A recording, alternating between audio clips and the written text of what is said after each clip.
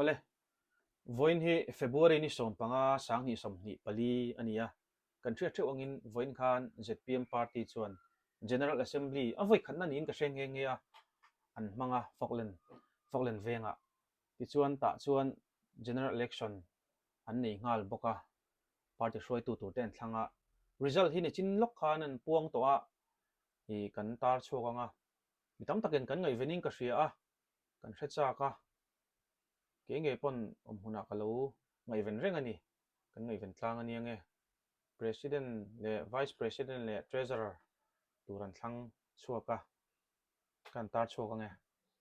o president tan hian upala lian so ta president ni lai bok kha thantlin le ni ani hi kan soi bel vel ko nga puso ta hi sang ni som ni pathum general election kan nei ma khan mitam takina oro mitam takte kha dik lo theyang mi then khat seidan chuan ani hi upa nia ko sana mi ming tha ni a administration a thiam lo politics a thiam lo ma se a ming that na te ko sana ming that na te upa ni na te hi ZPM hian ma the an mang mai mai mi pui hip nan ten mang du chu wang chon president an da mai mai lom a than pa in ain ro lo ta pon ti thina ma se adik lo ti hi voina hian ZPM party mi pui ten an nem hetin ka hria a president tan hian an lo la du ti hi chiang em ani voin khan mi sangli le ti chuang fe khan pung kho ma ZPM mi pui chung ho pung khom chuan president tan ZPM party hroi tu tan an lo la du hle ti hi a chiang ani an lom pui hle mai tin vice president atan hian pu w chhuat no ma tui chang bel to MLA kha thlan thlin ani boka ani hi chief minister pul do omana deputy chief hui patana ruat khanin ka hria a ZPM party ten vice president tharatan an thlang tling ani tin treasurer tan hian pulal chuan thanga Aizawl South True bel to MLA an thlang tling boka tiang chuan tuna kan hmuh the hi ZPM general headquarters OB pathum an thlan tin thar tak te an ni a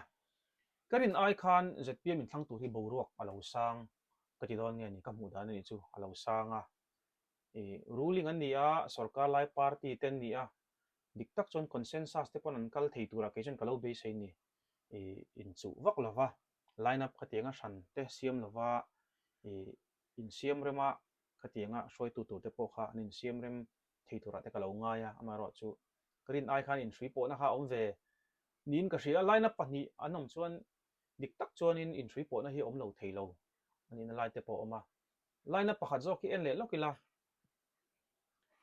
line up pakhat zo ka hian president tan hian puviel zai thanzama MLA Aizawl West 3 bil 2 khani ani hi pa fel tak nin ka hria a interview po ka en to a pai ngai tlom tak hroi tu tena ta chon om ta chen tia okay zel thei mai ma ni din huna lung oi zel thei mai mi nin ka hria a voina thlino zo ka te an tanga poikhop moya tin vice president chu tu jinga mi pakhat pusil tran puya treasurer ni lai ani po hi pa fel tak ani a ZPM tana thale zungte le sum le pai te lo seng na sa em thin tu ZPM tana mi tangkai tak ani a voina avan doi zo ka ten tanga tin treasurer chu tu pakhat general secretary ni lai pu SL Ngur Sailova Sailo om boka mi po hi prison atanga ZPM arlut ani a ZPM boruak ti hot tu te zinga mi ani a mi po hi tling zo lo zinga atelani po ni sela kan an soidu chu ka thaneng mai thuwa chuan line up pakhat kha tling vek lo se I ain pol moi tok khan han tling se ti te chu ka ril ru a chuan lo langa a chan le wang chu line up pakhan zo kan tlin thak khan line up pakhan zo tan khan I an boruak an chung ko boruak hi kan zu hre tak tak lova in thrui po na hi lo om mi lo thei boka mara chu in thrui po na te alo nat viau tak khan ain pol a an thlin kha an party chung ka tan po hian a that ka lo ring ve mai mai ni chu I a chan le wang chu war deuh takin kan soinga ka war angem ka soi war ma mangem ka shelova ZPM party worker kan ti tele ami pui tam tak ai hian mo ZPM party mi te ai hian ZPM vanilem lo neutral role kan ti zorama politics thiang him om ve to se politics dik om ve to se kan ram hian ma son ve to se tia be se na ne na kan ram politics kal dan lo thlir te hianin ZPM hi an kal boi kan hlau zawk an phelte an boi te kan hlau zawk mi te pon a hriat ani chu tiang chu ni a chu wang chuan he anin thlan na hian atling zawk te le atling lo zawk te laka inkar khi siam lo se ti hi zoram mipui neutral rol tena kan du dan nin ka hria a tiang chuan kal sela a thain ka ring ani voina an General Assembly a an lim thla then khat te kan an tar lang nge a pui mi a khop mai tin thil tha ka ti deuh chu voin khan Falkland veng an vein thlang ka ti kha vana pa hola te in ti ro puinan Assembly le General election te hi va mang du set mang thei reng amai ro chu khopui tot lu tu ka ta in thiar filima so ta an vakal khoma khan va pung khoma kha pol sang sang po hian en ton turin i ka du ni a tha em em ani hi vana pa hol te kan mang rim na sa a amai ro chu traffic kan ti jam na sa thin zia hi a sha chiang tu te jing mi kan ni a chu wang chuan vana pa hola thil tilova he tilai dai fem do leka va in thiar filim na chang an share hi ZPM party ten fakum ka ti a political party dang le NGO kan ti te po hian en ton se ka du hle mai ti kha kan an sei ve lok do ni an ning la then khat te ni a khai anuamin ka ring heng te hi a voi khat na chaw ni a a voi ni na chuan tu na mi te po hian kim to kher lo theya tiang chon hun ni mom tak le hun tha tak an mang nin ka hria ni